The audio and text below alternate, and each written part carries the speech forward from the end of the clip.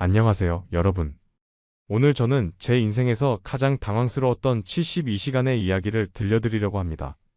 저는 제임스 맥클레런, 런던에서 20년간 국제 다큐멘터리를 만들어 온 PD입니다. 한때 BBC의 간판 프로그램들을 제작하며 세계 곳곳에 숨겨진 이야기들을 찾아다녔죠. 하지만 오늘 여러분께 고백할 이야기는 제가 찾으려던 이야기가 아니라 저를 찾아온 이야기입니다. 그리고 그 이야기는 제가 지금까지 믿어왔던 모든 것을 완전히 뒤바꿔 놓았습니다.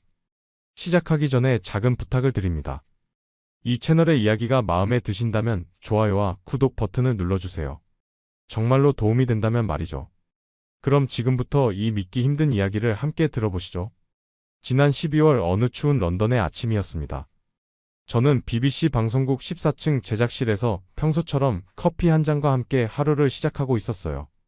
그때 제작 중이던 다큐멘터리는 아시아의 작은 거인들이라는 제목으로 한국이 어떻게 빠르게 발전했는지를 다루는 내용이었습니다. 솔직히 말하면 처음 기획 의도는 그리 깊지 않았어요. 서구 시청자들이 좋아할 만한 약간은 훈훈한 성공 스토리 정도로 생각했었거든요. 가난했던 나라가 열심히 노력해서 잘 살게 됐다는 그런 뻔한 이야기 말이죠. 사실 저희가 보통 아시아 국가들을 다룰 때 사용하는 전형적인 프레임이었어요. 경제 성장, 기술 발전, 문화 수출 정도의 피상적인 접근이었습니다. 제가 한국에 관심을 갖게 된 건 2년 전 한 국제 컨퍼런스에서였어요. 런던에서 열린 글로벌 미디어 포럼에서 한국의 한 PD와 우연히 만나게 됐는데 그 사람이 들려준 한국 방송 제작 시스템에 대한 이야기가 무척 인상적이었거든요. 24시간 만에 전국 생방송을 준비할 수 있는 시스템, 위기 상황에서의 즉각적인 대응 능력, 그리고 무엇보다 완벽주의에 가까운 제작 철학이 저를 매료시켰습니다. 그래서 이번 다큐멘터리도 그런 한국인들의 근면함과 완벽주의를 조명하는 내용으로 기획했던 거예요. 하지만 지금 생각해보면 그것조차 서구인의 시각에서 바라본 표면적인 관찰에 불과했습니다. 그런데 그날 아침 동료 편집장 사라가 급하게 뛰어들어왔습니다. 제임스, 큰일 났어. 방금 들어온 뉴스 봤어?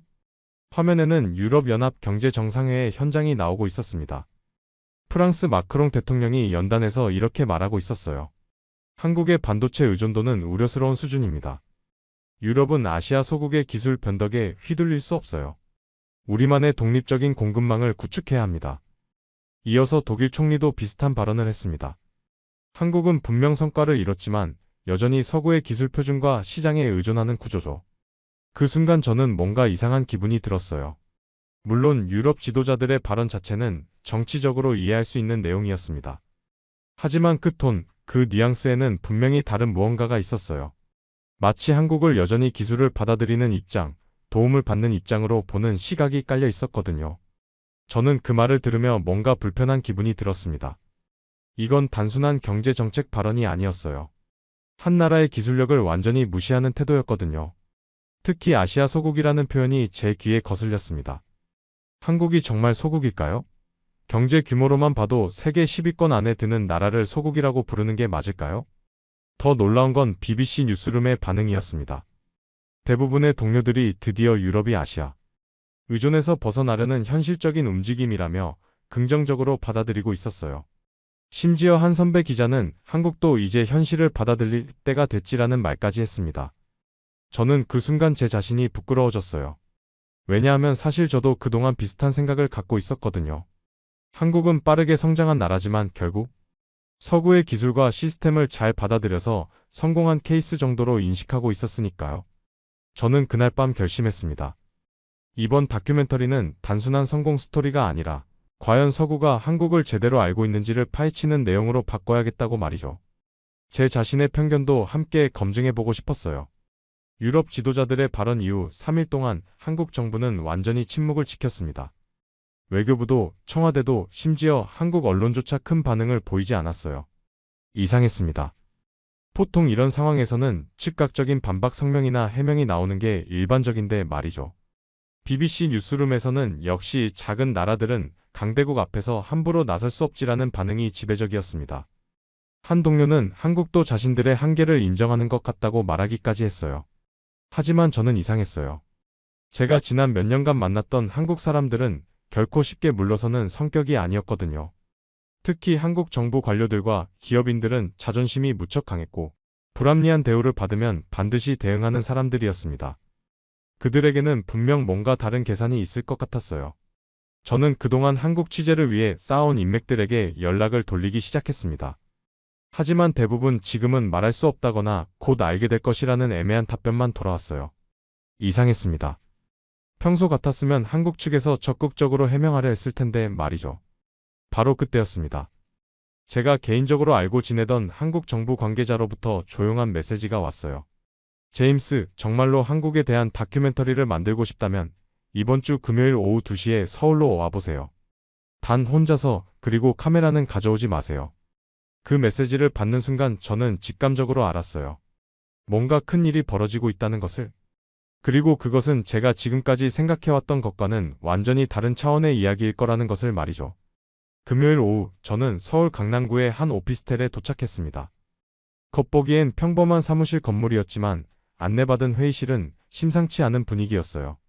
방 안에는 첨단 보안 시설들이 설치되어 있었고 휴대폰은 입구에서부터 반납해야 했습니다. 그곳에는 3명이 기다리고 있었습니다.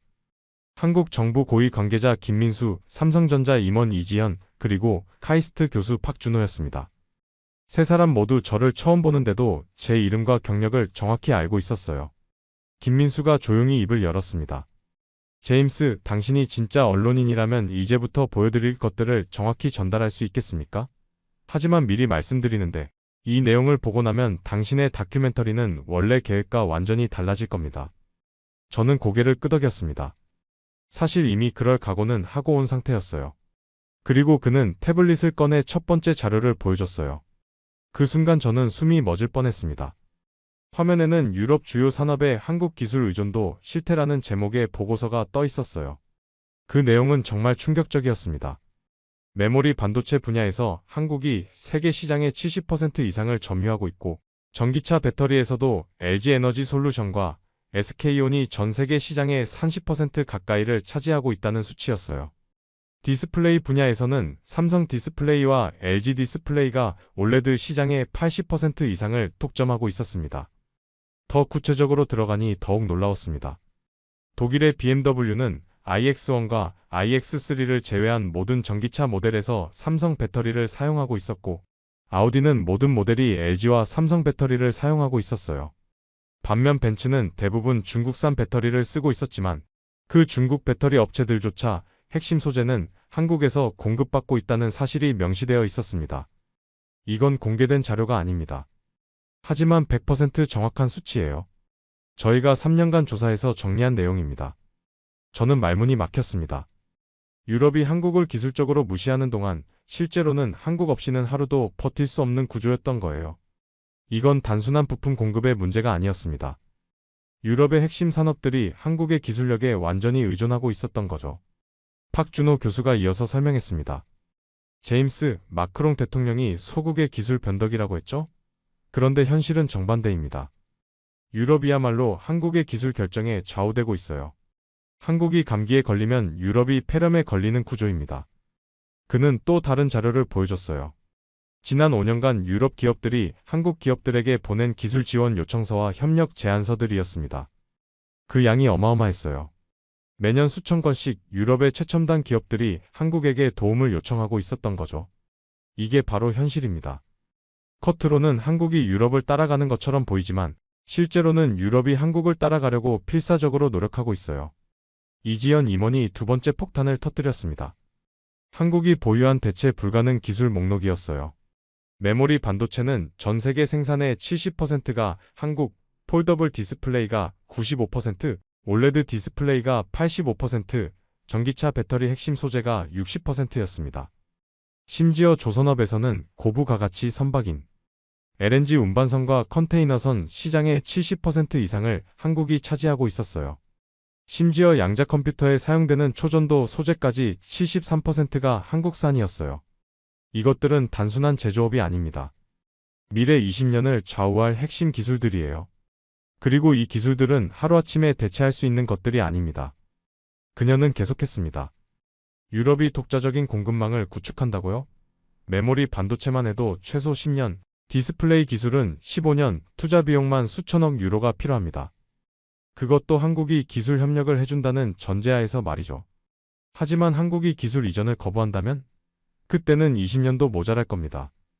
저는 그제서야 깨달았어요. 유럽의 독립적인 공급망 구축이라는 것이 얼마나 허황된 이야기인지를 말이죠. 기술은 하루아침에 만들어지는 것이 아닙니다. 특히 한국이 보유한 이런 첨단 기술들은 수십 년간의 연구 개발과 시행착오를 통해 축적된 것들이었어요. 김민수가 마지막 카드를 꺼냈습니다. 사실 유럽의 발언 이후 우리는 조용히 움직였습니다. 단 72시간 만에 말이에요. 그가 보여준 건 한국 정부와 주요 기업들이 비밀리에 추진한 유럽 의존도 절반 계획이었습니다. 그 계획의 구체적인 내용을 들으니 정말 치밀했어요. 1단계로 유럽 수출 물량의 30%를 동남아시아로 우회시키고 2단계로 핵심 기술의 유럽 이전을 중단하며 3단계로 유럽 대상 신기술 성공개 정책을 폐지한다는 내용이었어요. 4단계에서는 아예 유럽 시장에서의 한국 기업들의 영향력을 의도적으로 축소시키는 계획까지 포함되어 있었습니다. 이미 1단계는 완료됐습니다. 베트남, 태국, 말레이시아가 한국 기술을 대신 유럽에 공급하기 시작했어요. 하지만 가격은 기존보다 40% 높아졌죠. 그리고 품질 관리는? 글쎄요, 한국만큼 할 수 있을지 의문입니다. 더 놀라운 건 이 모든 작업이 완전히 비공개로 이루어졌다는 점이었어요. 유럽 언론은 물론 심지어 한국 언론조차 이 사실을 전혀 모르고 있었습니다. 한국 정부와 기업들이 얼마나 조용하고 치밀하게 움직였는지를 보여주는 대목이었죠. 우리는 소란을 피우지 않습니다. 하지만 무시당할 때는 확실하게 행동으로 보여줍니다. 저는 즉시 확인 작업에 들어갔습니다. 먼저 독일 폭스바겐의 한 임원에게 연락했어요. 그는 익명을 조건으로 솔직한 고백을 털어놨습니다. 제임스, 솔직히 말하면 우리 업계가 긴장하고 있어요. 한국이 전기차 배터리 시장의 30% 가까이를 장악하고 있는데 만약 공급에 차질이 생긴다면 우리 전기차 생산 계획 전체를 재검토해야 할 상황이거든요. 그의 목소리에는 진짜 우려가 묻어났습니다. 특히 고성능 배터리 분야에서는 한국 기술이 독보적이에요. 대체 공급처를 찾는다고 해도 같은 품질과 가격을 보장받기는 어려울 겁니다. 프랑스 에어버스의 조달 담당자와의 통화는 더욱 인상적이었어요. 한국은 이제 우리에게 단순한 부품 공급 업체가 아닙니다. 특히 디스플레이와 전자 시스템 분야에서는 핵심 파트너죠. 조종석 디스플레이만 해도 삼성과 LG의 기술력은 정말 뛰어나거든요. 그는 잠시 멈칫하며 덧붙였습니다. 물론 유럽도 자체 기술이 있지만 한국 기업들의 혁신 속도와 품질 대응력은 솔직히 인정할 수밖에 없어요. 가장 놀라운 건 독일 지멘스 관계자의 반응이었습니다. 한국은 메모리 반도체 시장의 70%를 장악하고 있어요. 우리 산업용 장비에 들어가는 핵심 메모리들이 대부분 한국산인데 이걸 대체한다? 이론적으론 가능하지만 현실적으로는 매우 어려운 일이죠. 이런 사실들을 수집하면서 BBC 내부에서도 변화가 일어나기 시작했습니다. 편집장 사라가 제게 말했어요. 제임스, 이번 다큐멘터리가 우리가 계획했던 것과 완전히 달라지고 있어. 이건 한국의 성장 스토리가 아니라 서구의 착각에 대한 고발이 되고 있잖아. 그녀는 걱정스러운 표정을 지었습니다. 솔직히 말하면 경영진들이 불편해하고 있어. 우리가 지금까지 견지해온 시각과 너무 다르거든. 그리고 이런 내용이 방송되면 유럽 정부들과의 관계에도 문제가 생길 수 있어. BBC 경영진도 당황하기 시작했습니다. 평소 친서구적 시각을 유지해온 BBC가 서구의 한국 무시를 비판하는 다큐멘터리를 만든다는 것에 대한 우려가 높아졌죠. 특히 프랑스와 독일 정부로부터 BBC가 한국의 선전 도구가 되고 있다는 비공식 항의까지 들어왔습니다. 심지어 유럽연합위원회에서도 한국의 정보 조작 가능성을 검토하겠다는 경고성 메시지를 보내왔어요. 하지만 저는 포기할 수 없었어요. 이건 사실이었고 진실이었으니까요. 그리고 무엇보다 이런 진실을 외면하는 것이야말로 언론인으로서 부끄러운 일이라고 생각했거든요. 저는 더 많은 증거를 수집하기 위해 유럽 전역의 산업계 인사들을 만나기 시작했어요. 그리고 만나는 사람마다 비슷한 이야기를 들었습니다. 한국에 대한 의존도는 생각보다 훨씬 심각했고 그것을 대체할 방법을 찾는 것은 거의 불가능에 가까웠다는 것이었죠. 이탈리아의 한 자동차 부품 업체 사장은 이렇게 말했어요. 한국 업체들과 거래하면서 느낀 건 그들은 단순히 제품을 파는 게 아니라 완전한 솔루션을 제공한다는 거예요. 기술 지원부터 사후 관리까지 그들의 서비스는 다른 나라와 차원이 달라요. 스위스의 정밀기계 회사 임원도 비슷한 증언을 했습니다. 한국산 부품들의 정밀도와 신뢰성은 독일제보다도 뛰어날 때가 많아요. 그런데 가격은 더 저렴하고 낫기도 빠르죠. 솔직히 한국이 없으면 우리 사업이 성립하지 않아요. 마침내 저는 한국 정부의 최고위 인사와의 단독 인터뷰를 성사시켰습니다. 장소는 서울 청와대 근처의 한 비공개 시설이었어요. 상대는 국가안보실 차장급 인물이었는데 그는 카메라 없는 조건으로 솔직한 이야기를 들려줬습니다. 제임스, 우리는 감정적으로 대응하지 않습니다. 하지만 무시당하는 것도 참지 않아요. 유럽이 우리를 소국이라고 부르는 동안 우리는 조용히 준비했습니다.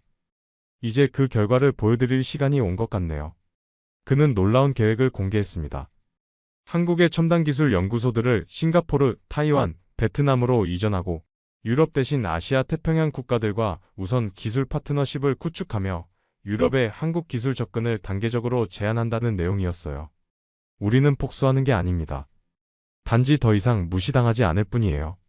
그리고 우리를 제대로 대우해주는 파트너들과 함께 미래를 만들어가고 싶을 뿐입니다. 그는 구체적인 수치들을 들려줬어요. 향후 5년간 한국의 유럽 투자를 50% 줄이고 그 대신 동남아시아와 남미, 아프리카에 대한 투자를 200% 늘린다는 계획이었습니다. 또한 유럽 대학들과의 공동 연구도 대폭 축소하고 아시아 대학들과의 협력을 강화한다는 방침이었어요. 특히 흥미로운 건 우리의 새로운 파트너들의 반응입니다. 인도, 브라질, 인도네시아, 나이지리아 같은 나라들이 한국과의 협력을 매우 환영하고 있어요. 이들은 한국을 기술의 스승으로 대우하거든요. 그의 말이 계속되면서 저는 점점 더 놀라게 되었습니다. 사실 유럽이 우리를 소국이라고 부르는 동안 아프리카와 남미에서는 한국을 기술 강국이라고 부르고 있어요.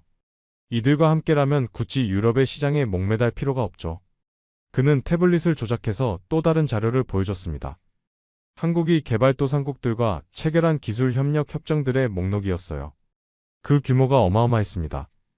인도와는 반도체 제조 기술 이전, 브라질과는 전기차 배터리 공장 건설, 인도네시아와는 조선 기술 협력, 나이지리아와는 정보통신 인프라 구축 등등. 이 모든 프로젝트들의 총 규모가 1천억 달러가 넘었어요. 이게 바로 우리의 새로운 전략입니다. 유럽이 우리를 필요로 하지 않는다면 우리를 필요로 하는 나라들과 함께 새로운 질서를 만들어가는 거죠. 그 순간 저는 깨달았습니다. 한국이 단순히 유럽의 무시에 대응하는 것이 아니라 아예 새로운 글로벌 파트너십을 구축하고 있다는 것을 말이죠. 이건 수동적인 대응이 아니라 능동적인 전략 전환이었어요. 마크롱 대통령의 발언이 우리에게는 오히려 기회가 됐습니다. 이제 당당하게 새로운 길을 갈 명분이 생겼거든요. 인터뷰를 마치고 호텔로 돌아가는 길에 저는 복잡한 기분이었어요.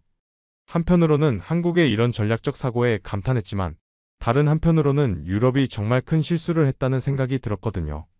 다음날 저는 추가로 한국의 주요 기업들을 만나볼 기회가 있었습니다. 삼성 하이닉스, 현대차, 포스코 등의 임원들과 비공식 만남을 가졌는데 그들의 이야기는 더욱 구체적이고 현실적이었어요. 삼성전자의 한 임원은 이렇게 말했습니다.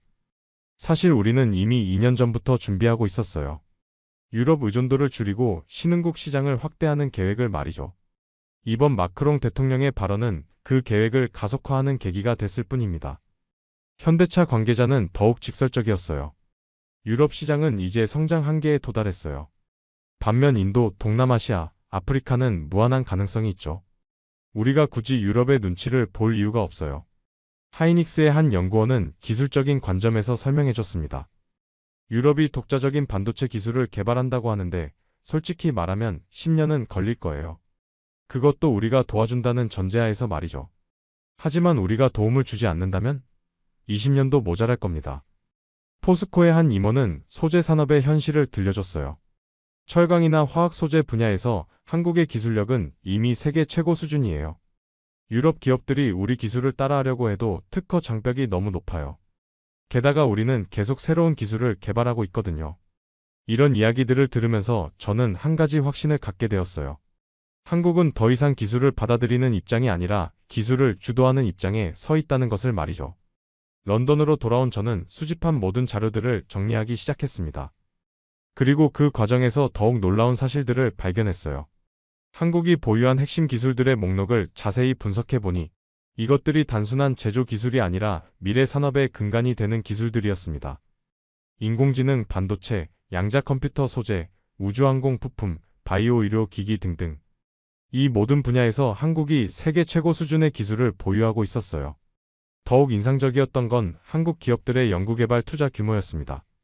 매출 대비 연구개발 투자 비율이 선진국 중에서도 최고 수준이었고, 특히 미래 기술에 대한 투자는 다른 나라들을 압도하고 있었어요.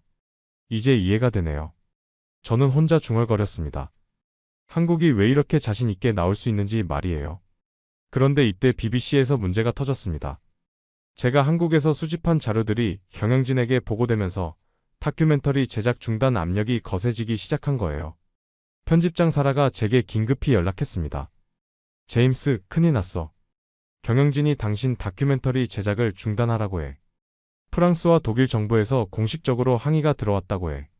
저는 당황했지만 동시에 예상했던 일이기도 했어요. 어떤 내용으로 항의가 들어왔는데? 한국 정부의 선전에 BBC가 이용당하고 있다는 거야. 그리고 사실 확인이 제대로 안 된 정보들로 유럽 정부들을 비판하고 있다고 해. 하지만 저는 포기할 수 없었어요. 제가 확인한 모든 내용들이 사실이었고, 오히려 유럽 정부들의 반응이 이 다큐멘터리의 필요성을 증명하고 있다고 생각했거든요. 저는 마지막으로 한 가지 시도를 해보기로 했습니다. 독일과 프랑스의 산업계 인사들을 직접 만나서 그들의 솔직한 의견을 들어보는 거였어요. 먼저 독일 뮌헨의 지멘스 본사를 방문했습니다. 그곳에서 만난 한 임원은 익명을 조건으로 충격적인 고백을 했어요. 사실 우리 회사 내부에서는 한국을 숨겨진 경쟁자라고 부릅니다. 겉으로는 파트너인 척하지만 실제로는 우리보다 앞선 기술을 많이 가지고 있어요. 파리의 한 항공우주 기업 임원도 비슷한 이야기를 했습니다. 한국 기업들과 일해보면 그들의 기술 수준에 놀라게 됩니다. 특히 정밀도나 품질 관리 면에서는 우리가 배워야 할 점이 많아요. 이런 증언들을 수집하면서 저는 확신했어요. 제가 만들고 있는 다큐멘터리는 반드시 필요한 작업이라는 것을 말이죠. 하지만 결국 BBC 경영진은 제 다큐멘터리 제작을 공식적으로 중단시켰습니다. 현재 유럽과 한국 관계를 고려할 때 부적절하다는 이유였죠. 그 순간 저는 깨달았어요.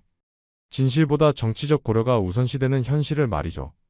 하지만 동시에 더욱 확신했습니다. 이런 진실이야말로 세상에 알려져야 한다는 것을요. 저는 BBC를 떠나기로 결심했습니다. 20년간 몸담았던 회사였지만 진실을 외면하는 조직에서는 더 이상 일할 수 없다고 생각했거든요. 퇴사 후 저는 독립 다큐멘터리 제작자로 활동을 시작했어요. 그리고 이 이야기를 완전한 형태로 세상에 알리기 위한 작업을 계속하고 있습니다. 지금 돌이켜보면 그 72시간은 제 인생의 전환점이었어요. 저는 그동안 서구 중심적인 시각으로 세상을 바라보고 있었다는 것을 깨달았고, 진짜 진실이 무엇인지를 배웠습니다. 한국은 결코 작은 나라가 아니었습니다. 그들은 조용히, 그러나 확실하게 21세기 기술 질서의 중심에 서 있었던 거예요. 서구가 한국을 무시하는 동안 한국은 이미 서구 없이도 살아갈 수 있는 시스템을 구축하고 있었습니다. 마크롱의 소국의 기술 변덕 발언은 결국 부메랑이 되어 돌아왔어요. 진짜 기술 변덕에 휘둘리고 있는 건 유럽이었던 거죠. 이제 몇 달이 지나서 보니 한국의 전략이 얼마나 정확했는지가 증명되고 있어요. 유럽의 여러 기업들이 공급망 문제로 어려움을 겪고 있고, 한국 기업들은 새로운 파트너들과 함께 성장을 계속하고 있습니다. 특히 인도와 동남아시아 시장에서 한국 기업들의 약진이 눈에 띄어요. 이들 국가들은 한국을 기술 파트너로 환영하고 있고, 한국도 이들과 함께 새로운 성장 동력을 찾고 있습니다. 저는 이 경험을 통해 많은 것을 배웠어요. 무엇보다 겸손함의 중요성을 깨달았습니다. 세상에는 우리가 모르는 것들이 너무 많고, 특히 다른 문화와 다른 나라에 대해서는 더욱 그렇다는 것을 말이죠. 한국은 증명했습니다. 크기가 아니라 깊이로, 소리가 아니라 실력으로 세상과 대화할 수 있다는 것을 말이죠. 그리고 진정한 강함은 자랑하는 것이 아니라 조용히 준비하는 것에서 나온다는 것도 보여줬어요. 지금도 한국은 계속 전진하고 있습니다. 새로운 기술을 개발하고 새로운 파트너들과 협력하며 새로운 미래를 만들어가고 있어요. 그리고 그 모든 과정을 여전히 조용히, 그러나 확실하게 해나가고 있습니다. 저는 언젠가 이 모든 이야기를 완전한 다큐멘터리로 만들어서 세상에 공개할 예정입니다. 제목은 이미 정했어요. 조용한 강자, 한국의 진실이라고 말이죠. 더 이상 한국을 과소평가하는 실수를 반복해서는 안 됩니다. 왜냐하면 그들은 이미 우리보다 한 발 앞서 미래를 준비하고 있으니까요. 그리고 그 미래는 더 이상 서구 중심이 아닐 것입니다. 여러분, 오늘 이 이야기를 통해 한국의 진짜 모습을 조금이나마 엿보셨기를 바랍니다. 조용했지만 결코 작지 않았던 대한민국의 목소리를, 그리고 그들이 만들어가고 있는 새로운 세상을 느껴보셨기를 바랍니다. 다음에도 더욱 흥미로운 이야기로 찾아뵙겠습니다. 지금까지 들어주셔서 감사합니다. 안 돼, 브루노! 막시밀리안 공작의 절규가 바이에른 숲속에 울려 퍼졌습니다. 45kg의 거대한 와이마라너가 250kg 갈색곰 앞에서 피투성이가 되어 쓰러져 있었어요. 500년 전통의 유럽 최고 명품 사냥개가 속수무책으로 당하고 있었습니다. 그런데 그 순간 28kg밖에 안 되는 작은 흰색 개 한 마리가 거대한 곰 앞으로 걸어갔어요. 모든 사람들이 저 미친 개가 뭘 하려는 거야? 라고 소리쳤지만 놀라운 일이 벌어졌습니다. 3m 높이의 곰이 그 작은 개 앞에서 고개를 숙인 거예요. 대체 이 한국에서 온 진돗개에게 무슨 일이 있었던 걸까요? 왜 유럽 최고 귀족들이 동양개 4마리 앞에서 무릎을 꿇게 되었을까요? 지금부터 바이에른 깊은 숲에서 벌어진 믿을 수 없는 이야기를 들려드리겠습니다. 그 전에 잠깐 1초 만에 누를 수 있는 구독과 좋아요 버튼을 꾹 눌러주시면 영상 제작에 아주 큰 힘이 됩니다. 그럼 바로 시작하겠습니다. 저는 잉그리드 밀러입니다. 48세, 독일 바이에른 지역에서 3대째 사냥농장을 운영하고 있어요. 아침 6시 시원한 알프스 바람을 맞으며 우리 농장을 둘러보는 게 하루의 시작이죠. 바이에른에서 가장 넓은 사냥터를 보유한 우리 농장은 매년 유럽 최고 귀족들의 사냥터로 사용됩니다. 500년 전통의 바이에른식 사냥법으로 매년 30마리 이상의 사슴을 사냥하는 최고의 사냥터라고 자부하고 있습니다. 하지만 9년 전 제 인생에 씻을 수 없는 상처를 남긴 사건이 있었어요. 2015년 저는 39살이었습니다. 그때 베이징 글로벌 농업투자그룹이라는 중국 회사에서 연락이 왔죠. 화려한 브로셔와 완벽한 독일어, 그리고 민헨 시내 고급 사무실까지 갖춘 그들의 제안은 정말 달콤했습니다. 독일의 전통 사냥 문화를 중국 VIP들에게 체험 상품으로 만들어보는 건 어떨까요? 연간 50억 원 수익을 보장해드리겠습니다. 초기 투자는 단 10억 원만 있으면 됩니다. 독일 문화를 전 세계에 알린다는 숭고한 사명감까지 느꼈어요. 3개월 동안 그들과 완벽한 신뢰관계를 쌓았습니다.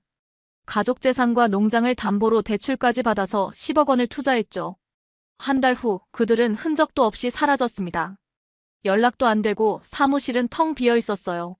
농장이 경매에 넘어갈 뻔했고 5년 동안 빚을 갚느라 지옥 같은 시간을 보냈습니다. 그 일 이후 제 마음속에는 하나의 확신이 자리 잡았어요. 아시아 사업가들은 겉으론 예의 바르지만 속으론 우리를 호구로 본다. 그런데 일주일 전 김재혁이라는 한국 기업인이 제게 연락을 해왔어요. 글로벌 전자기업 CEO인 그는 바이에른 지역에 자동차 부품 공장을 설립할 계획이었습니다. 5조 원 규모의 거대한 프로젝트였죠. 하지만 독일에서 사업을 성공시키려면 현지 유력 인사들의 지지가 필요합니다. 김 회장이 말했어요. 혹시 바이에른 지역에 영향력 있는 분들을 소개해 주실 수 있나요? 특별한 사냥 이벤트 같은 걸로 말이에요. 정장 차림새도 완벽하고 독일어도 유창했지만 9년 전 그 중국인들과 똑같다는 생각이 들었어요. 하지만 사업은 사업이니까요. 저는 바이에른 지역의 네로라 하는 귀족 4명에게 연락했습니다. 막시밀리안 폰 호헨로의 공작, 엘리자베스 그라핀 폰 푸거 백작 부인, 찰스 웰링턴 경, 그리고 장 피에르 드 부르봉 백작까지. 이들은 모두 제 농장의 오랜 고객들이었어요. 그리고 오늘 드디어 그 만남이 성사되었습니다. 잉그리드 농장주님, 막시밀리안 공작이 위험 있는 목소리로 말했습니다. 김 회장님이 흥미로운 제안을 하셨어요. 우리 유럽 최고의 사냥개들과 그분의 한국개들이 사슴 사냥으로 겨뤄보자는 거죠. 김 회장이 조심스럽게 덧붙였어요. 만약 제 진돗개 4마리가 이기면 여러분과 동등한 파트너로 인정해 주시는 걸로 하죠. 바이에른 투자 프로젝트도 좀 더 우호적인 조건으로. 푸거 백작 부인이 오만하게 웃었습니다.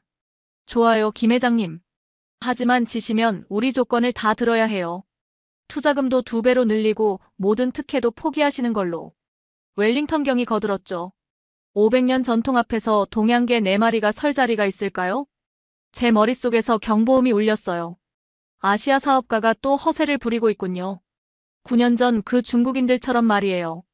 하지만 이번엔 상대가 달랐어요. 유럽 최고 귀족들이었으니까요. 농장은 제공해드리겠습니다. 저는 신중하게 대답했어요.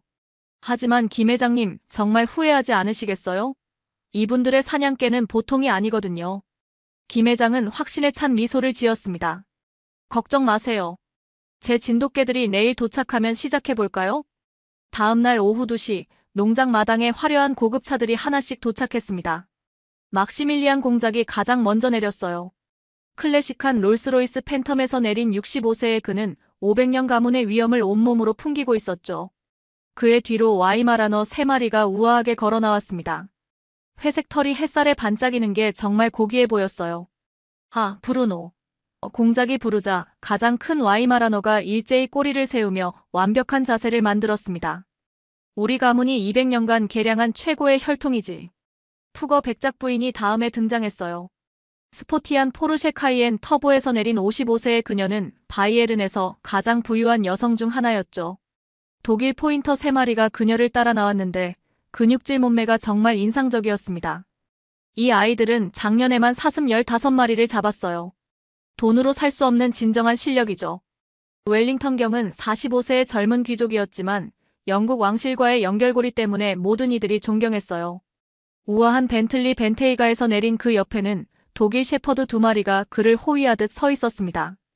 영국 왕실 훈련법으로 단련된 완벽한 규율을 가진 아이들이죠. 마지막으로 부르봉 백작이 위험 있는 마세라티 레반테에서 나타났습니다. 50세의 프랑스 귀족인 그는 유럽 사냥 챔피언 타이틀을 가지고 있었어요. 독일 브라케 2마리가 바닥에 코를 대고 냄새를 맡고 있었습니다. 후각 추적에서는 유럽 최고죠.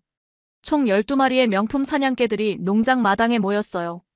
각자의 주인처럼 당당하고 자신만만해 보였습니다. 그때 김 회장이 조용히 말했어요. 제 진돗개들도 곧 도착할 겁니다. 30분 후 평범한 운송 차량이 농장에 들어왔어요. 뒤에서 진돗개 4마리가 내렸는데 솔직히 좀 실망스러웠습니다. 흰색과 황갈색이 섞인 털, 중간 정도의 체구. 독일 개들에 비해 특별해 보이지 않았어요. 게다가 긴 여행으로 지쳐 보였죠. 백두입니다. 김 회장이 가장 큰 진돗개를 소개했지만 아무도 관심을 보이지 않았어요. 나머지 3마리는. 하지만 그 순간부터 예상과 완전히 다른 일들이 벌어졌습니다. 독일 개들이 진돗개들을 보자마자 으르렁거리기 시작했어요. 12마리가 4마리를 에워싸며 위협적인 자세를 취했습니다. 브루노가 가장 먼저 백두에게 다가가 어깨를 들이받았어요.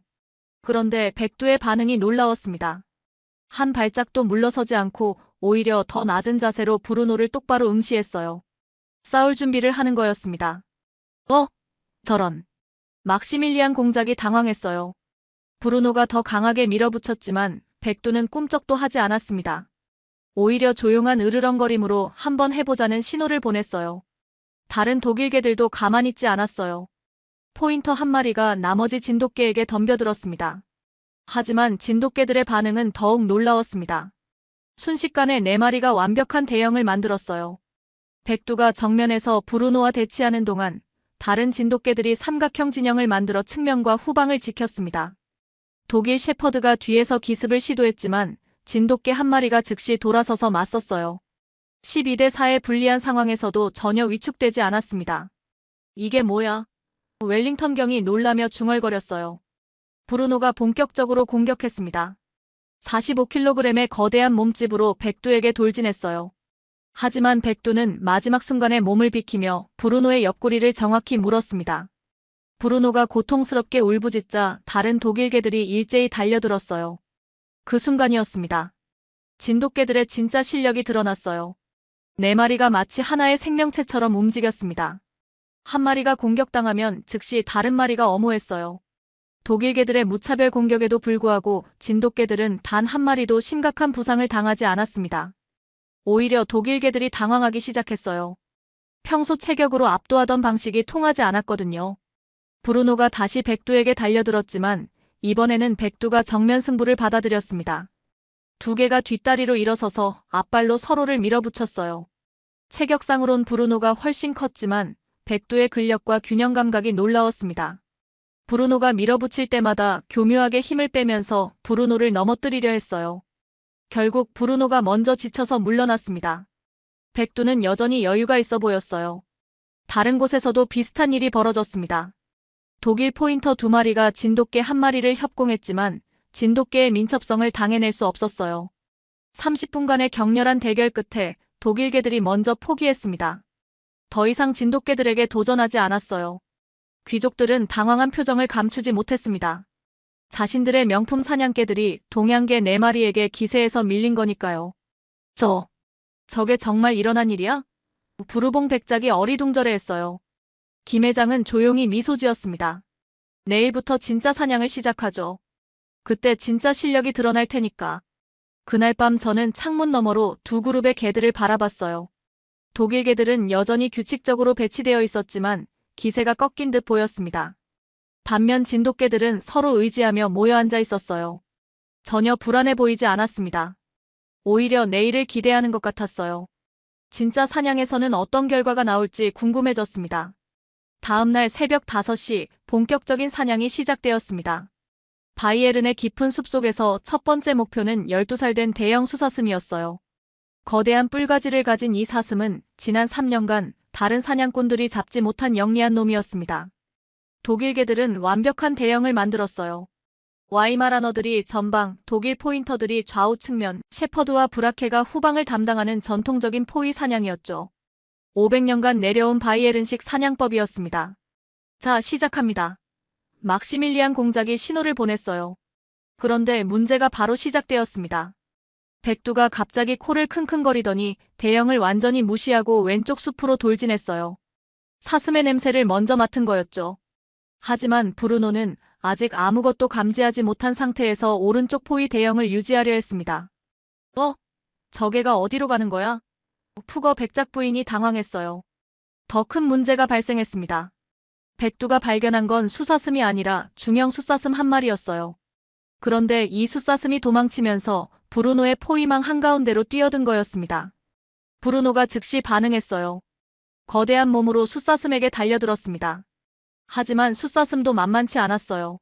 날카로운 뒷발로 브루노의 얼굴을 걷어찼습니다. 브루노가 비명을 지르며 뒤로 물러섰어요. 바로 그때 백두가 나타났습니다. 숫사슴이 브루노를 공격하는 틈을 타서 뒤에서 정확히 목을 물었어요. 깔끔한 한 방이었습니다. 첫 번째 사냥감은 진돗개가 잡았습니다. 이럴 수가. 막시밀리안 공작이 분노했습니다. 500년 전통이 하루아침에. 하지만 흥미로운 변화가 이어졌어요. 두 번째 사냥에서는 독일 개들이 복수에 나섰습니다. 이번에는 대형 숫사슴이 목표였어요. 브루노를 비롯한 독일개 4마리가 완벽한 협공으로 사슴을 포위했습니다. 숫사슴이 필사적으로 뿔을 휘둘렀어요. 독일 포인터 한 마리가 뿔에 맞아 옆구리에 상처를 입었지만 브루노가 즉시 뒤에서 사슴의 뒷다리를 물었습니다. 다른 독일 개들이 일제히 달려들었어요. 4대1의 무자비한 공격이었습니다. 숫사슴은 결국 쓰러졌어요. 그래, 이게 진짜 사냥이야. 웰링턴 경이 흥분해서 외쳤어요. 점수는 1대1.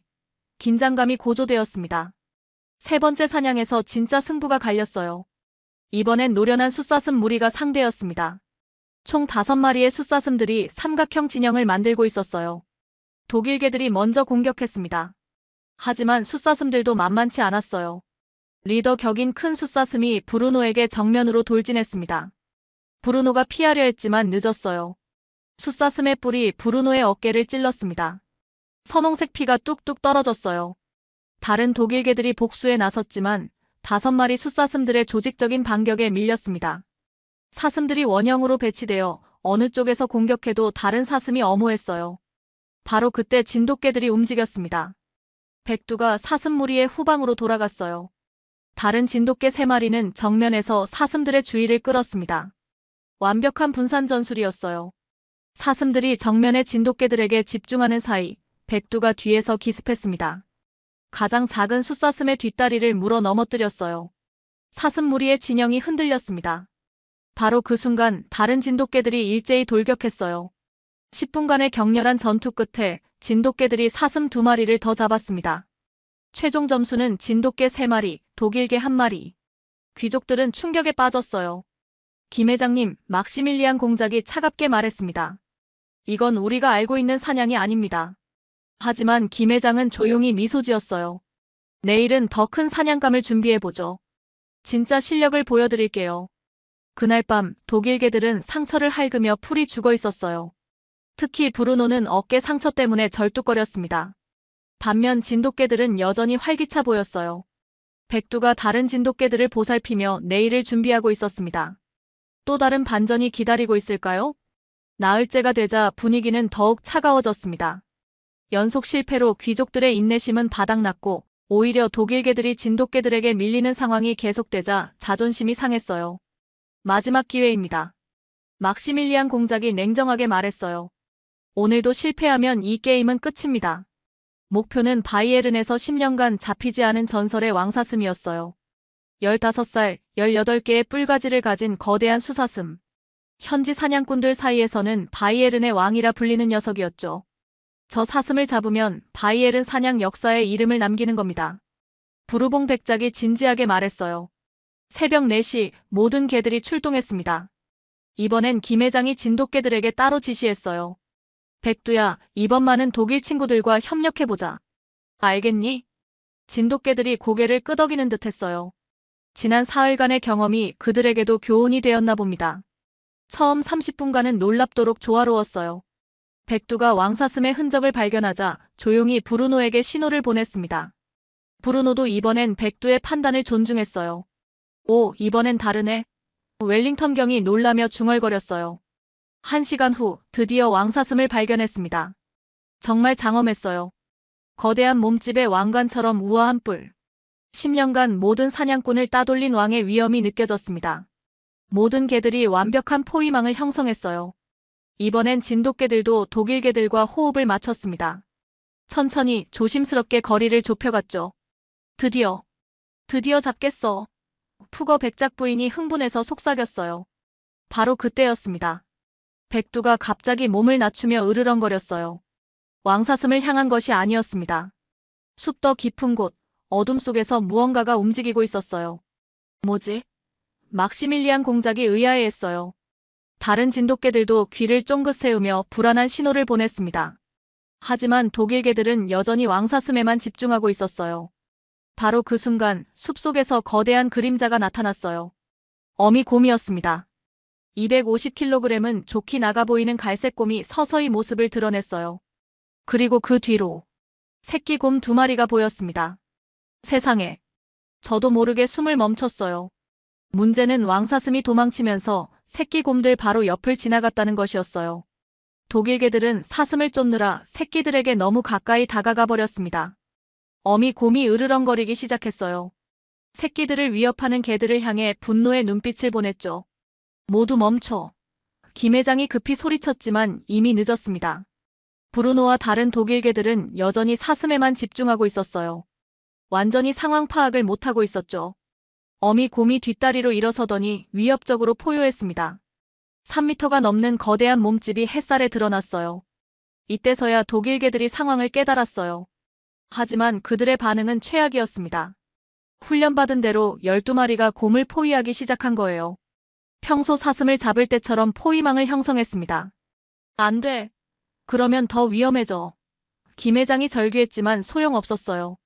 어미곰은 완전히 분노했습니다. 새끼들을 보호해야 한다는 모성 본능이 발동한 거죠. 곰이 앞발을 휘둘렀습니다. 한번 휘두르면 대형개도 즉사할 수 있는 위력이었어요. 독일 포인터 1마리가 간신히 피했지만 곰의 발톱이 지나간 나무에는 깊은 상처가 남았죠. 이럴 수가. 부르봉 백작이 얼굴이 하얗게 질렸어요. 더 심각한 일이 벌어졌습니다. 브루노가 정면에서 곰에게 덤벼든 거예요. 45kg의 거대한 몸으로 곰의 다리를 물려고 했습니다. 하지만 곰의 반격이 무서웠어요.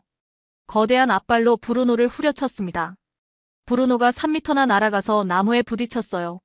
갈비뼈가 부러지는 소리가 들렸습니다. 브루노. 막시밀리안 공작이 비명을 질렸어요. 다른 독일개들도 무차별 공격을 시작했어요. 하지만 곰의 두꺼운 가죽과 지방층 때문에 개들의 이빨이 제대로 박히지 않았습니다. 오히려 곰이 독일개들을 하나씩 처리하기 시작했어요. 독일 셰퍼드 1마리가 곰의 발톱에 얼굴을 핥히어 피투성이가 되었습니다. 끝났어. 정말 끝났어. 웰링턴 경이 절망적으로 중얼거렸어요. 그 순간 진돗개 4마리가 움직였습니다. 백두가 움직였어요. 하지만 곰을 공격한 게 아니었습니다. 오히려 독일개들 사이로 뛰어들어 그들을 곰에게서 떨어뜨리기 시작했어요. 뭐 하는 거야? 푸거 백작 부인이 소리쳤어요. 하지만 백두의 의도를 곧 알 수 있었습니다. 독일 개들의 무차별 공격이 오히려 곰을 더 자극하고 있었거든요. 다른 진돗개들도 합류했어요. 네 마리가 완벽한 팀워크로 독일 개들을 곰에게서 분리시켰습니다. 그리고 나서 정말 놀라운 일이 벌어졌어요. 백두가 곰 앞에 섰습니다. 하지만 공격 자세가 아니었어요. 오히려 몸을 낮추고 꼬리를 내리며 위협적이지 않다는 신호를 보냈습니다. 어미 곰이 잠시 멈췄어요. 이 작은 개가 무엇을 하려는 건지 궁금해하는 듯했죠. 백두가 천천히 새끼 곰들 쪽으로 움직였어요. 하지만 새끼들을 공격하려는 게 아니라 새끼들이 어미에게 갈 수 있도록 길을 만들어주고 있었습니다. 저게 뭐 하는 거야? 푸거 백작 부인이 숨을 죽이며 중얼거렸어요. 다른 진돗개들도 비슷하게 움직였어요. 곰 가족이 안전하게 재결합할 수 있도록 공간을 확보해주고 있었습니다. 그런데 정말 놀라운 건 독일 개들의 변화였어요. 브루노가 갈비뼈 부상에도 불구하고 일어섰습니다. 그리고 백두의 행동을 지켜보더니 천천히 백두 옆으로 다가갔어요. 브루노가 뭐 하는 거지? 막시밀리안 공작이 당황했어요. 브루노도 백두와 같은 자세를 취했습니다. 몸을 낮추고 위협적이지 않다는 신호를 보낸 거예요. 다른 독일 개들도 하나둘씩 합류했습니다. 상처 입은 셰퍼드도 피를 흘리면서 백두와 브루노 옆에 섰어요. 총 16마리의 개들이 곰 가족 앞에서 일렬로 서 있었어요. 공격이 아니라 존중의 표시였습니다. 어미 곰이 서서히 경계를 풀기 시작했어요. 새끼들을 확인하고 코로 비비며 안전함을 확인했습니다. 그리고 정말 믿을 수 없는 일이 벌어졌어요. 어미 곰이 개들을 한번 쳐다보더니 고개를 살짝 숙였어요. 마치 고마워한다는 듯이 말이에요. 곰 가족은 천천히 숲 깊숙이 사라져갔습니다. 위협적이었던 위기 상황이 평화롭게 해결된 거였어요. 모든 사람들이 경악했습니다. 방금 전 벌어진 일이 믿어지지 않았거든요. 저게 정말 일어난 일이야? 부르봉 백작이 어리둥절해했어요. 하지만 경이로운 일은 여기서 끝나지 않았어요. 백두가 갑자기 코를 킁킁거리더니 특정 방향을 응시했습니다. 곰 소동으로 놀란 왕사슴이 예상과 다른 곳으로 도망쳤는데 백두가 그 냄새를 맡은 거였어요. 브루노가 백두의 신호를 받고 조용히 고개를 끄덕였습니다. 내가 리드해라는 뜻이었죠. 완전히 새로운 팀워크가 시작되었어요. 이번엔 진돗개들이 왕사슴의 정확한 위치를 파악하고 독일개들이 포위망을 형성했습니다. 하지만 예전과는 달랐어요. 서로의 움직임을 방해하지 않고 오히려 보완해 주었거든요. 백두가 왕사슴을 발견하자 조용한 신호를 보냈어요. 브루노와 다른 독일개들이 즉시 반응했습니다. 하지만 왕사슴도 만만치 않았어요. 10년간 살아남은 경험으로 개들의 포위망을 파악하고 탈출을 시도했습니다. 거대한 뿔을 휘둘러 브루노를 공격했어요. 브루노가 피하려 했지만 뿔이 어깨를 스쳤습니다. 또다시 상처를 입었죠. 바로 그때 백두가 뒤에서 기습했습니다. 왕사슴의 뒷다리를 정확히 물어 균형을 잃게 만들었어요. 다른 진돗개들과 독일개들이 일제히 달려들었습니다. 하지만 이번엔 무차별 공격이 아니었어요. 각자 역할을 분담해서 완벽한 협력을 보였습니다. 30분간의 치열한 사투 끝에 10년간 잡히지 않았던 전설의 왕사슴이 마침내 포획되었습니다. 완벽한 협력의 결과였어요. 진돗개들의 뛰어난 직감과 독일개들의 체계적인 전술이 하나가 된 순간이었죠. 귀족들은 어안이 벙벙했습니다. 두 가지 기적을 동시에 목격한 거니까요. 위험한 곰 상황의 평화로운 해결, 그리고 전설의 왕사슴 포획까지. 이런 일이. 웰링턴 경이 말을 잇지 못했어요. 김 회장은 조용히 미소 지었습니다. 드디어 진돗개들의 진짜 실력이 드러난 순간이었으니까요. 하지만 정작 진돗개들과 독일개들은 서로를 다독이며 상처를 핥아주고 있었어요. 마치 이 정도는 당연한 거 아니야? 라고 말하는 것 같았습니다. 이제 그들은 경쟁 상대가 아니라 함께 일할 수 있는 진정한 파트너가 되었어요. 사냥이 끝난 후 숲속에서 응급치료가 시작되었습니다.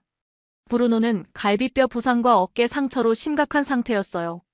독일 셰퍼드도 얼굴에 깊은 상처를 입었습니다. 그런데 놀라운 일이 벌어졌어요.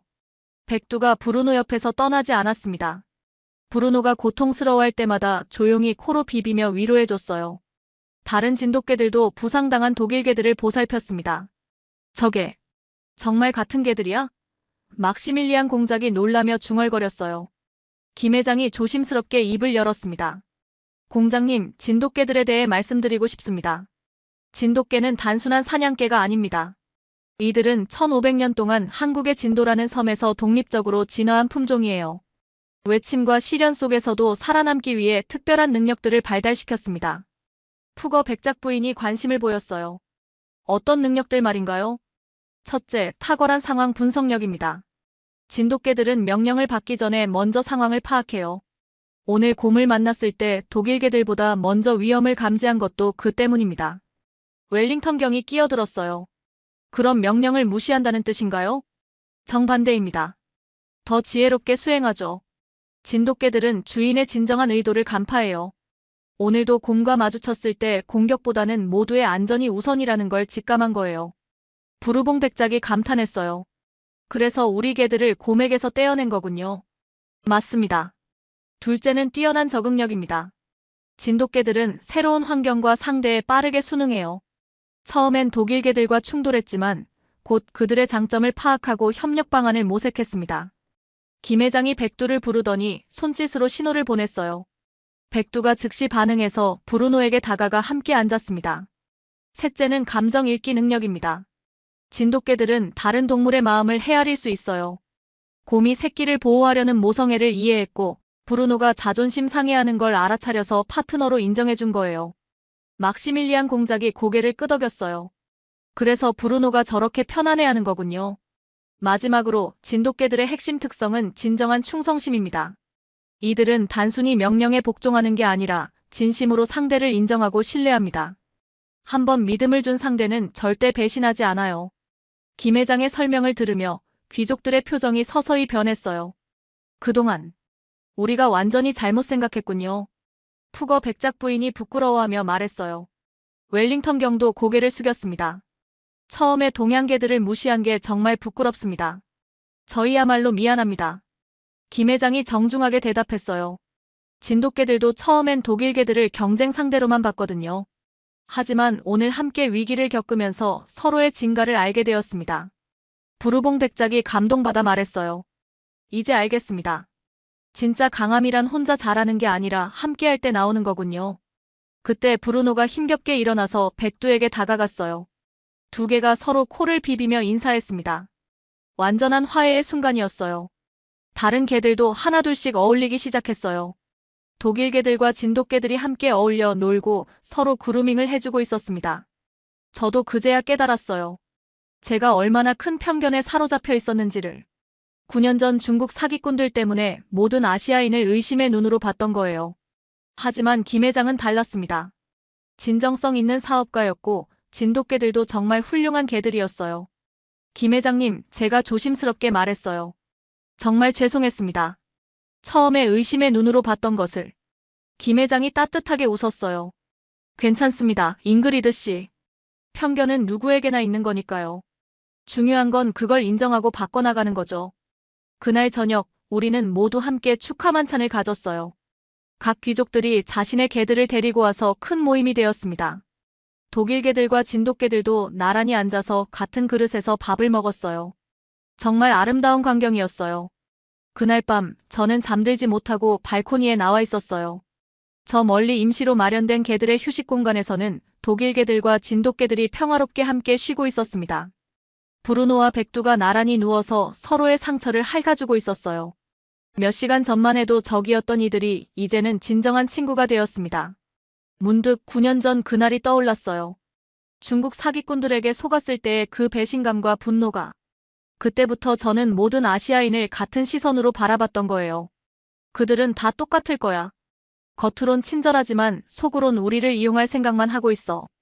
하지만 오늘 김 회장과 진돗개들을 보면서 깨달았어요. 제가 얼마나 잘못된 편견에 사로잡혀 있었는지를.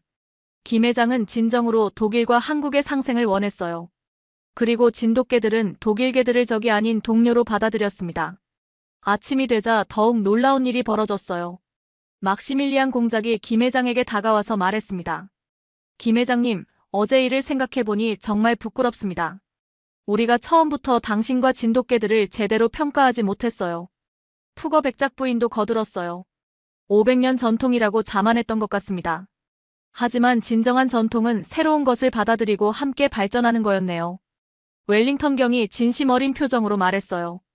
앞으로 우리 개들과 진돗개들이 함께 훈련하면 어떨까요? 서로에게 배울 점이 많을 것 같습니다. 부르봉 백작도 동의했어요. 그러면 정말 세상에서 가장 뛰어난 사냥개 팀이 될 거예요. 김 회장의 눈에 감동의 눈물이 맺혔어요. 정말 감사합니다. 이런 따뜻한 마음을 봤다니. 그때 백두가 김 회장에게 다가와서 손을 핥았어요. 마치 잘했어요. 주인이라고 말하는 것 같았습니다. 저도 더 이상 참을 수 없었어요. 김 회장님, 제가 떨리는 목소리로 말했어요. 정말 죄송했습니다. 처음에 당신을 의심한 것을. 9년 전 일 때문에 모든 아시아 분들을 같은 시선으로 봤던 거예요. 김 회장이 제 손을 잡았어요. 잉그리드 씨, 이해합니다. 저도 처음엔 유럽 귀족들이 우리를 무시한다고 생각했거든요. 하지만 편견은 서로에게 있는 거였네요. 이제부터는 정말 동등한 파트너로 지내고 싶습니다. 제가 진심으로 말했어요. 물론이죠. 그리고 바이에른 투자 프로젝트도 처음 계획대로 진행하겠습니다. 조건도 더 좋게 해드릴게요. 귀족들이 일제히 박수를 쳤어요. 개들도 짖으며 축하해 주었습니다. 그날 오후 정말 특별한 일이 벌어졌어요. 각 귀족들이 자신의 개들을 데리고 와서 독일 개들과 진돗개들이 함께하는 새로운 사냥법을 개발하기 시작한 거예요. 진돗개들의 뛰어난 직감과 상황 판단력, 독일 개들의 체계적인 전술과 강인함이 결합된 완전히 새로운 방식이었습니다. 백두가 리더 역할을 하고 브루노가 브리더 역할을 맡았어요. 다른 개들도 각자의 특기를 살려서 완벽한 팀워크를 보였습니다. 저는 그 모습을 보면서 깨달았어요. 진정한 발전은 서로 다른 것들이 만나 새로운 것을 만들어낼 때 나온다는 걸. 500년 독일 전통도 소중하지만 1500년. 한국 전통과 만나면 더욱 훌륭한 것이 탄생할 수 있다는 걸 말이에요. 그날 밤 저는 오랜만에 편안한 잠을 잤어요. 9년 동안 제 마음을 짓눌렀던 편견과 의심이 모두 사라진 기분이었습니다. 대신 새로운 희망과 기대가 가득했어요.